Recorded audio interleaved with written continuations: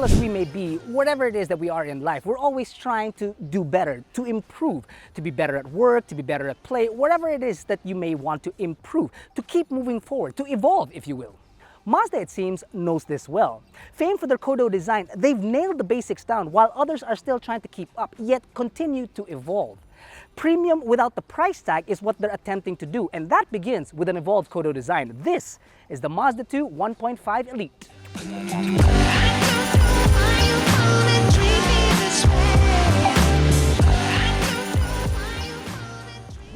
AutoDeal.com.ph can connect you to get the best quote from multiple dealerships near you. You can request and compare quotes from any dealership in the Philippines. Get the best deal with AutoDeal. If you browsed our website looking for the best prices on Mazda products, you'd know that the 2 comes in 2 body types. There's a hatch and this, the sedan. Now, just like our Mazda 3 review, I still don't know which particular body type I want to take home. Nevertheless, the evolved Kodo design begins with a new front grille and a signature wing, new LED headlamps, and a tweaked, more compact bumper. Elegant is kind of a big word for a subcompact sedan, but the new 16-inch wheels do give off that vibe, accompanied by a trio of body lines and repeaters down the side, which sits above 152 millimeters of ground clearance. In a car that weighs just about the same as an MX-5 is a 1.5-liter 4-cylinder SkyActiv-G engine mated to a 6-speed automatic transmission.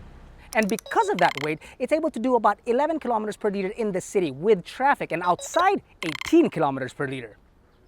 The idea that the hatch has more style is debatable. What isn't is the amount of cargo each can hold. The sedan's boot can hold 160 liters more than the hatch, even if they are evenly matched at 950 liters of space when the second row is folded. The car is less than 5.5 feet wide and less than 5 feet tall, and that's including the ground clearance. So space inside the cabin is not very much. That's my normal driving position. So 2 passengers back here that are small to average, that's max. You put a third in here and you can forget about comfort. Though the seat-to-ceiling space is generous and you do get non-abrasive cloth seats, a shared cubby and speakers at the door are about all you get in the back. Well, there is one more thing, but it's not the greatest thing on the planet because it's a tunnel that's pretty high in a front-wheel drive car. That's kind of odd, man. Now, if there was one thing, just one thing you were to point out and say that Mazda has a leg up on the competition, it would be that you are in a comfortable driving position in an ergonomic cabin, even in its most affordable car. Now, I've driven the entire line of Mazda all the way up from the CX-9 all the way down to the Mazda 3 and then the Mazda 2. And all of them feel the exact same way, including a very awesome steering wheel too, with paddle shifters that have even a nice click to it. Dead center is a 7-inch touchscreen infotainment system with Apple CarPlay and Android Auto that doubles as a reverse camera. Finally, a Mazda without a DVD player. Tactile knobs control the air and infotainment. Faux carbon and soft plastics make up the dash with some scratch magnets around. The instrument cluster is an analog speedometer flanked by small digital screens for your tachometer and trip computer. Now, if you were to adjust the tilt and telescopic steering, and if you would indulge me, at the proper angle, it looks like the business end of a turbine engine. You see it? Nice! Now, I did say if Mazda had one thing as a leg up on the competition. Fortunately, there's more than one. There's actually 2. Now, I don't know if they lace their speakers with honey or anything, but Mazda, if you're watching, please don't stop, because even in your most affordable automobile, the sound system is so choice. Check this out.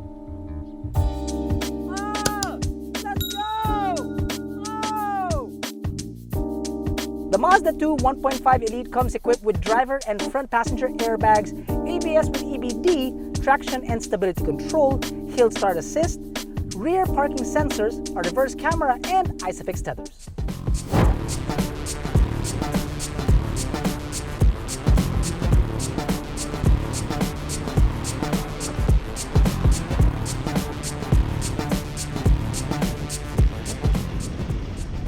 A 1.5 with paddle shifters is always going to be great fun to drive, even though you're really not going to need it. I mean, yes, it is a tiny red car, but it's not a tiny red sports car, if you know what I mean. So it doesn't have the pull of larger displacement vehicles, but it still does have enough pep in it to make it a really zippy drive around the city. And plus, you've got G Vectoring Plus, which keeps you very stable.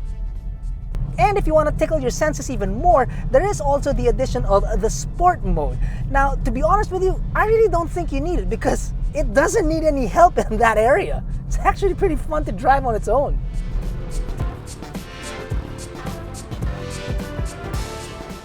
On your first drive with the Mazda 2, I gotta warn you about the brakes on this guy. Now, this is probably gonna carbon date me, and there's a good chance that you may not have actually even seen this, but there's a clip out there of Bugs Bunny using air brakes on a plane.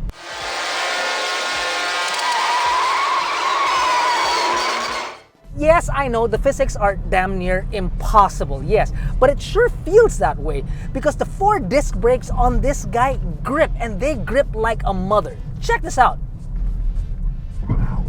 Oh, right? Oh, it bites! Diba?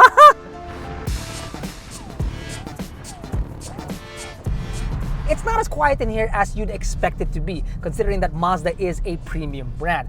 But check this out. It's not the engine noise that's a problem. It's not the road noise that's a problem, even though you are on eco tires, because everything underneath is actually kept quiet. It's the buses and the motorcycles that pass you by. That's the problem. That's the noise that actually creeps in. To be honest with you, since this is a subcompact after all, that's actually expected and forgivable. What's unexpected, however, is just really the comfort that you have in here. It's something else.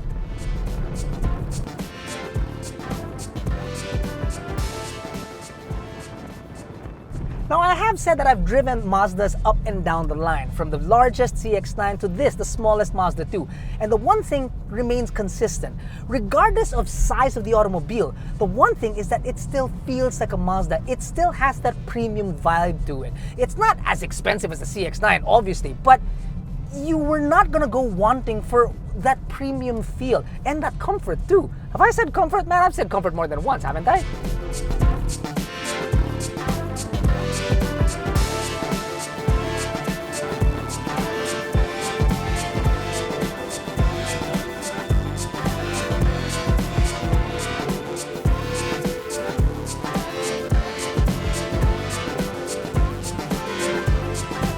The Mazda 2 1.5 Elite comes in at just under 1 million Philippine pesos, and it's by no means the most affordable subcompact out there, but it does stand with good company, including the Honda City. And it's even more affordable than the City hatchback.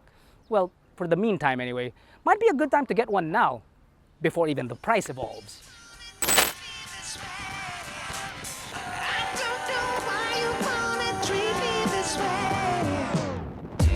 Treat